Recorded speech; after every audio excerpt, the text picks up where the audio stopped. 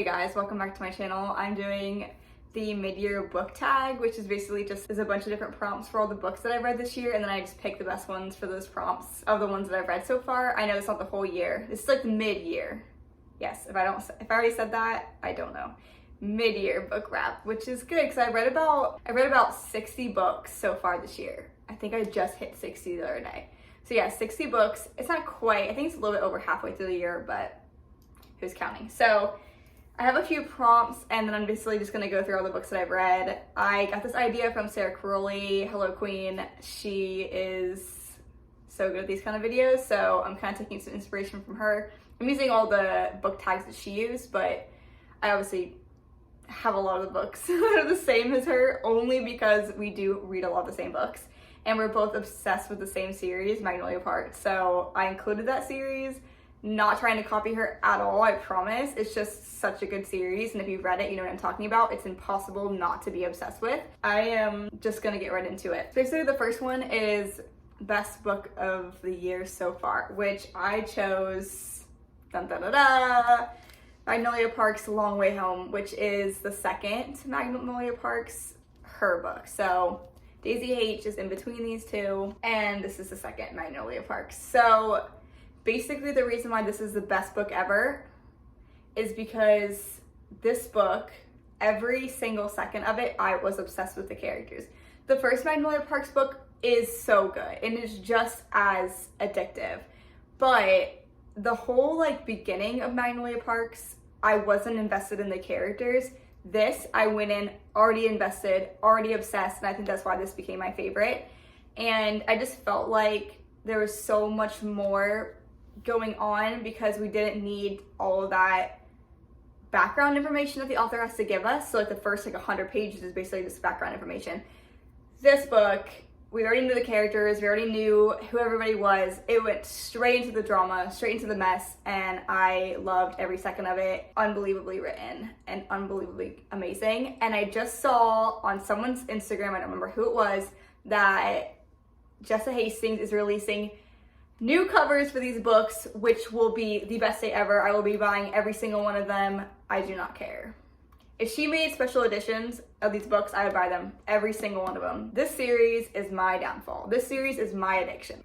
Next right up, the best sequel. So one of my new favorite series this year was the Guild series by Raven Kennedy, and the first one in that series is not the best. But the sequel to the it goes Guild, then Glint, then Gleam, and then Glow, and then Gold.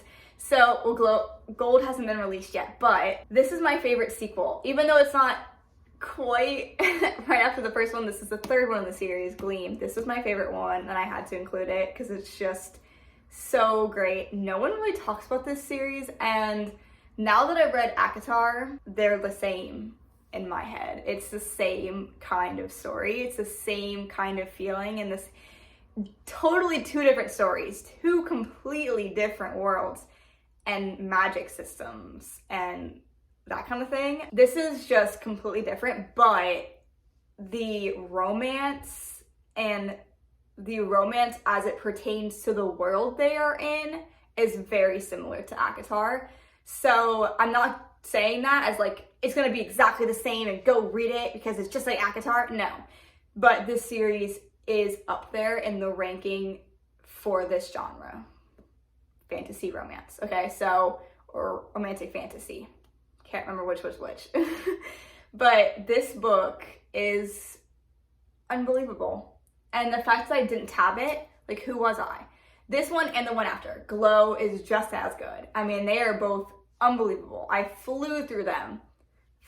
And it's just so great. And the series isn't finished yet. There's one more book coming out, so it's not that bad. Okay, so next, new release that I haven't read yet that I really want to is The Foxglove King. This is not a lot of ratings for this on Goodreads, and I saw it at Barnes & Noble, and I read the inside, and I was like, I have to read this. And it just came the other day. I got this copy of it. No one really talks about this book. So it says, in this gilded, gothic, and romantic new epic fantasy series, from New York Times bestselling author Hannah Whitten. So I think that this is right up my alley. The only issue I have with this book right now is the fact that it has beveled edges. Like, what? I hate that. Why does it have those? I don't even know that's the correct term for those like weird edges that like aren't all the same. But that was my one complaint. I like the cover. It's pretty. So this is like a very anticipated read for me because I think it's going to be right up my fantasy romance kind of love. I think it's going to scratch that itch for me. And no one really talks about this book, so I'm excited to kind of get my review out there. My most anticipated release. This is easy. I just talked about this author. It is Gold from the Plated Prisoner series by Raven Kennedy. It is coming out, I think, in December or November of this year, and I will be reading it right away. I cannot wait. Glow ended on a huge, huge cliffhanger, and I was like, no, I have to wait so long for the next book. But it's coming out, so you're safe. If you want to start the series now and you take it slow, you can finish Glow right before Gold comes out, and then you're in. You don't have to wait in between books, which is just so hard. I hate reading unfinished series. Okay, so there's that. My biggest surprise. I have two. I'm going to put two in this because I've talked about both these books on my channel before. The first one is the Shatter Me series. I was expecting to like this series, and I literally bought the box set, so I bought all of them, and I was like, if I hate them, then I give them away. But this book was an unbelievable surprise. The first one was good, second was better, third was unbelievable, and then the ones after that were kind of okay. But the original trilogy for the series is phenomenal. I read each book in a day, each one took me one day. And I couldn't put them down. They were so easy to read. It is YA, so there isn't like any spice or anything like that, but the romance is so beautiful, and it's so like bad boy who only loves his girl. I love that trope. Like bad boy who only will talk to his girlfriend and only smiles for his girlfriend. Like, I love that. Yes, give it to me.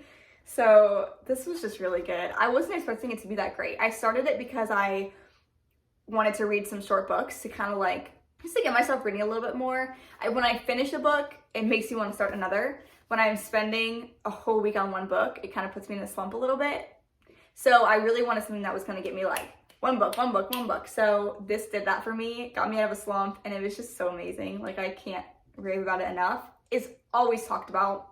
It's such a popular series, but I definitely recommend going to read it. You could probably do without the last trilogy, but I read it because I love the character so much that I was like, I want to read it. It was disappointing in some ways. In other ways, it was good, and I was happy that I read it. In other ways, it was very disappointing. Compared to the first three, it just doesn't compare, but it's still good. So my second most surprising was Eleanor Oliphant is Completely Fine.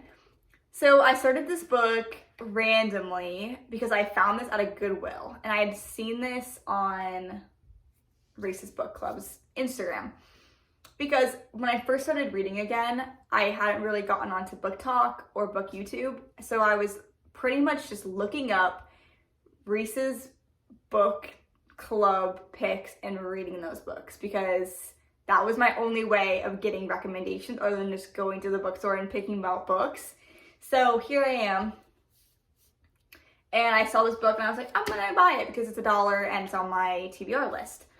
And I randomly just had the urge to pick it up this one day, and man, did this book surprise me. Like, there is a reason why this is a New York Times best-selling book, and no one really talks about it. It's literary fiction, and it's just about a woman who is just living her mundane life. Like, life is just happening for her. And she has a pretty tragic backstory with her family and her mom, and you basically just live life with her through these pages, and what happens with this character, the character development of this character is amazing. This author really did that. Like, it was just so beautifully written and incredibly funny. Like, it just really was. So I definitely recommend this if you like literary fiction. If you don't like literary fiction, then don't read it. But if that's something that you like to read, I think this is definitely a good contender of something that you should try to check out. It's just really, really, really well done. I cried at the end. Like, it was just really good. So, and at the end, you just love the character. And, okay, I'll shut up now. But yeah, that's a great one. So, my new favorite author. I definitely had a hard time deciding between these two. My two top contenders were Anna Huang and Raven Kennedy. Raven Kennedy, girl, you did it for me this year. So Anna Huang, I read the Twisted series by her, all 4 books, and they were just my first kind of leap into romance, like smutty romance. I hadn't really read a lot of smut before, or any kind of like very dramatic. I hadn't really read any of that before. So she was kind of like my first time reading those kinds of books, or one of my first. I had a little bit, but not super. It was just amazing. I loved how each book was about a different character. I know that's like such a big thing now. Everyone does that. All the authors do like a couple for each book and make it a series, which I love it. That was my first experience with that as well. And every book has a special place in my heart. Like, I remember each book so well. I could tell you the plot line and what happens in every book so well, even though I read each book like literally in a day. Especially Twisted Lies, I sat down and read the entire thing in one sitting after a day at work. Like, I went to work for a whole day, came home, laid down and read that book. And it was just a great reading experience. I even have a song that I was listening to while I read that book that like reminds me of it. And it's just such a good song and such a good book. And so Anna Huang did that for me. That was great. Raven Kennedy, I already talked about her enough. I think that's pretty obvious. I had never read any of her books before, and I picked up that series and it blew me away. So that was really great. I just felt like she really hit the mark on that series, and so she's my new favorite author. I will now be reading whatever she writes whenever she writes it. Okay, now my newest fictional crush. Obviously, I don't want to make it the same as Sarah, because I literally just watched her video. She said BJ from Magnolia Parks, which, yes, he's definitely one of my favorite book boyfriends. But I just read this series, and Riesland has my heart at the moment. He is on my heart. He's in my heart. He is in my mind. Like, so I just had to include him because I love the series. I understand the hype. So good. I love Riesland.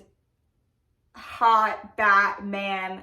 What else is there to say? I don't want to beat the horse, but because I feel like everyone talks about this series so much and these people and these characters so much, so I don't want to like go on and on when most people already know what I'm talking about. But yes, so good.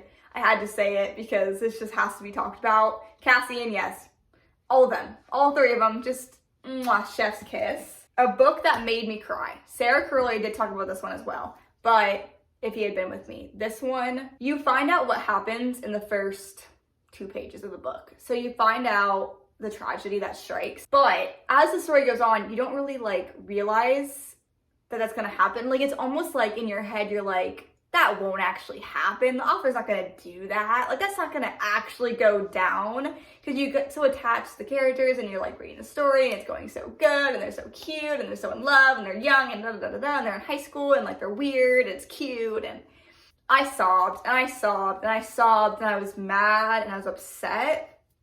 So I was like, how can the author do this to us? Yeah, okay, so there's that. I won't say anymore. I don't want to spoil anything for anybody who's going to read this book, but it is YA, and it's a whirlwind of emotions. But if you like to feel that kind of feeling with your books, then go for it. It'll get you, that's for sure. Okay, a book that made me happy. So I just read this last month in May, and it is Every Summer After by Carly Fortune. She just released Meet Me at the Lake, which a lot of people really enjoy, and I think it was pretty anticipated because everyone, or a lot of people, liked this book. And the reason why this made me so happy is because there was so much setting and a lot that the author did to really make you feel like you were on the lake. And as someone who spends summers at the lake and has when I was young, and I do currently, there is something about being on the lake in the summer that fills a hole in your heart. Like, I can't even describe the feeling that you get when you sit out and you're looking at the lake and you have a hoodie on and you just spent all day in your bathing suit and you're eating some good hot dogs And then you're like, let's go on a boat ride, and you got all your friends, and you're on the boat, and it's just so beautiful, and the vibe, and the sounds, and the birds, and the water. I just can't. This book gave me all those feelings. Like, while I was reading it, I was feeling like that feeling like I was at the lake. Sadly enough, I never read this while I was at the actual lake, but while I was here in my room reading it, it just gave me that feeling, and it made me really happy. The story itself with the characters is so beautifully done. You're happy when they get together. It's very much friends to lovers, and you're rooting for them and you love them, and even when tragedy strikes, it's still really well done. So it's just a really strong, sunny vibe, like a strong, happy feeling with this book. So if you need a little pick-me-up and you like lake setting, give this one a go. It is really, and it's short, it's just a really quick, heart-fulfilling read. So I like that one. Okay, a beautiful cover. This was like a really easy one for me to pick out. Probably The Orange Tree. Like, are you kidding me? And I read this book back in January, and I did not break the spine. I should get an award for that. Are you kidding me? I was like this. I was reading this book like that. Like, I was like, can't see the in-between words. Like, it was just, I didn't want to break the spine because it's so beautiful. Wow, so stunning. And the sequel, or the prequel, sorry, is just as stunning. Holy crap. If you haven't seen these books before, really great. So I'll kind of just tell you about it. It's just, it's epic fantasy. Sorry, it's epic fantasy. So yeah, it's basically just very political. There's some love stories in there. We have a sapphic romance. We have dragons and dragon riders and war and just everything you could possibly want in a fantasy book is in this baby. It's a big one to read. Like, this was one of my first huge books that I've ever read, and it was a little bit daunting, but it was so easy to read, and I was so happy that I read it that it was just worth every single minute that I spent reading it. So this is just such a good recommendation for anybody who likes who likes fantasy and wants a little bit of romance, wants a little bit of politics, wants the dragons, wants the beautiful settings and the beautiful world building. It has it all. This should be a 5 out of 5 on Goodreads. Maybe I would have liked like a little bit stronger romance plot line, but that's just because I'm weird about romance, so maybe other people are weird about romance too. Maybe that's why it doesn't have the best rating. So here's a couple. I have a couple for this one because there's a couple different things I want, a couple different books that I really am excited about reading for this next year. So last prompt is, what are some books that you want to read by the end of the year? So basically the first one is I want to read the Rum, Blood, and Ash series by Jennifer L. Armentrout. This is just a book that I found on Book Talk that was basically a recommendation if you like romantic fantasy. The back it says, captivating and action-packed, From Blood and Ash is a sexy, addictive, and unexpected fantasy, perfect for fans of Sarah J. Maas. Should I say any more? No, I shouldn't, but there is quite a few books in this series, so I don't know if it's finished or not. Couldn't tell you that either, but hopefully I really like this. I am excited to read it, and it should be a good one for me. Okay, next one, Right Along, Happy Place by Emily Henry. I am going to say something very controversial, but I have not liked any of the Emily Henry books that I have read so far. I read Beach Read, I read Book Lovers. I didn't really like either of them. I thought that they were okay. To me, they were just like, okay books. Like, and when people talk about Emily Henry, they talk about how she just does things so differently than other authors, and I was like, really? So, okay, I also read those books a year ago, more than a year ago, probably like a year and a half ago. And that was when I was a baby reader. I had read my whole life, but my whole life I had read Stephen King books and horror books, not romance books. So she was kind of like the toe that I dipped into the pond of romance, and it didn't go very well for me. I just felt like it wasn't what I needed. Now, I feel like if I went back and read those books now, I might really enjoy them, especially if I'm in the mood for a romance. I kind of realized as I've matured as a reader that there are certain kinds of genres I can't read at certain times in my life. I can't just always pick up a romance, and I can't always pick up a fantasy. I can't always pick up a horror book. Like, it has to be when I'm in the mood for it. I'm just such a mood reader. So I didn't realize that back when I read those books, so maybe I just wasn't in the mood. So maybe that's why I have like a negative idea about her books, so maybe I should redeem those books for myself. But I want to read Happy Place, and it's so beautiful, and it just seems like such a summer book. So I wanted to read it in the summer. This is gonna be Emily Henry's redemption to me. So I'm excited for it. So it's very anticipated for me. Next one. I want to read In the Lives of Puppets. I have never read a T.K. Klune book, and I want to start with this one because I got this edition from my Fairy Loot box.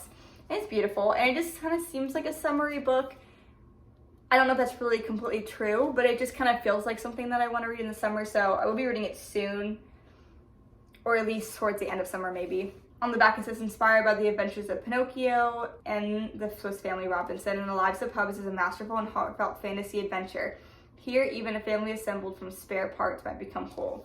So it just seems really wholesome and sweet. I don't know really what T.K. Klune's writing is like, but I really want to find out. So this is me finding out, and I've heard good things. I don't know if this genre will be my cup of tea.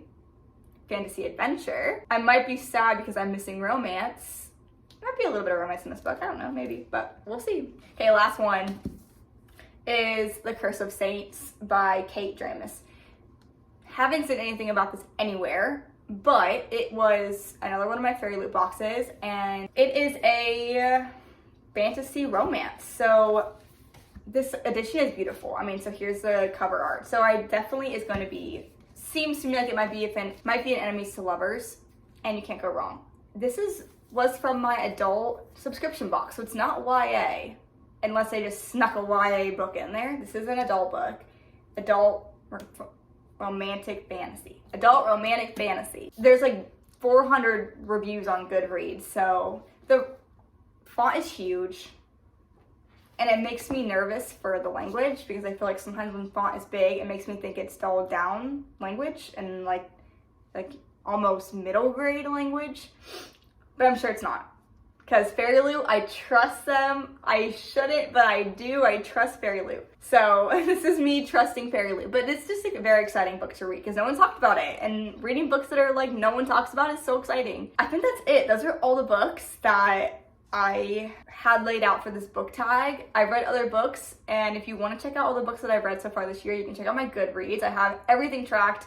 I track that thing religiously. I am crazy about tracking my books and just keeping up to date about what I'm reading and what I've read and all that. So if you want to kind of like keep track of what I've read, that's the place to go. And my Instagram and my TikTok, everything. I'm on everything. So check me out. Well, thank you so much for watching, guys. Bye-bye.